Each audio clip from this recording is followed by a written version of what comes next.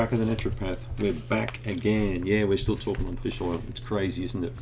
So this is going to be a long-ish kind of a video. I was going to split it up into 2 or 3, but I think I'll make one video out of this. Just check the microphone's on. Yeah, it's all on. So what are the omega-3 benefits for women? Let me read part of my script. It's a lot of script. So I'll go through bits and pieces of it and I'll talk along with it, okay? Omega-3 fatty acids are of significant benefit to women, and because they cannot be manufactured by the body, they must be provided by way of diet. Seafood, fatty fish, walnuts, flaxseed oil, for example, or by conveniently adding omega-3 capsules to the diet. So the great thing about omega-3 is women benefit from omega-3 throughout all the stages of their life, from young infants up to young girls, young ladies, women, blah blah blah, right up to the very end. When it comes to pregnancy and breastfeeding, omega-3 plays a very important role. Women who consume lots of omega-3 tend to have slightly longer pregnancy with improved quality of childbirth. Women who supplement with omega-3 fatty acids through diet or capsules will be building up their fat store body tissues of EPA and DHA. These stores are valuable for the developing fetus, and they're also valuable obviously for the cognitive development, the neural development of the baby. So the baby's nervous system needs lots and lots of omega-3, particularly DHA. So omega-3 improves the quality of the breast milk unbelievably. Right? A review of more than 60 studies has shown that omega-3 supplements reduce the risk for low birth weight. They reduce the risk of perinatal death as well as toxemia. Fish oil seems to play an important role in reducing miscarriage risk as well as preventing multiple pregnancy complications.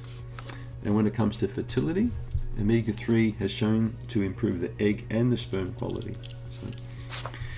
So if we look at menstruation, I recommended omega-3 supplements now for many years for women with PMS. Absolutely. Oftentimes a woman will have an influx or big increase in pro-inflammatory mediators that push the pain levels up, causing cramping that can sometimes be pretty bad. I've had some shocking cases in the clinic. A controlled study from 2012 revealed that doses of 2,000 milligrams of omega-3 per day had a significant impact on emotional and physical symptoms. And I can tell you now, I've definitely seen this in the clinic. I've had so many mothers bring me girls, youngish girls that were starting menstruation or going through those years, 13, 14, 15, even girls up to 18, 19, 20 can have some massively bad menstrual cycles. So omega-3 can really help here by reducing the pain. Now remember, omega-3 works just as well, if not better, than ibuprofen, paracetamol, aspirin, these different types of drugs that they use for pain relief. But the other thing the girl needs to really keep in mind is to reduce the omega-6 in her diet as well. So if she's eating like bad fats, potato chips, deep fried foods, takeaway foods, cookies, all this sort of crap, this is the sort of stuff that contains a lot of omega-6, which can be pro-inflammatory. So it's got to be reduced and omega-3 increased. So the other thing that I recommend for menstruation problems is B-complex vitamin and magnesium. So lots of magnesium as well. Right.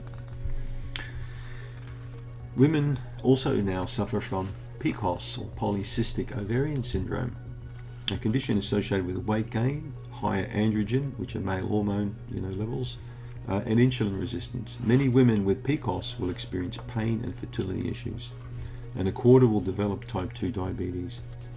A study published in 2013 showed that omega-3 supplements help those with PCOS by reducing pain and inflammation, decreasing insulin resistance, and as well as boosting antioxidant capacity.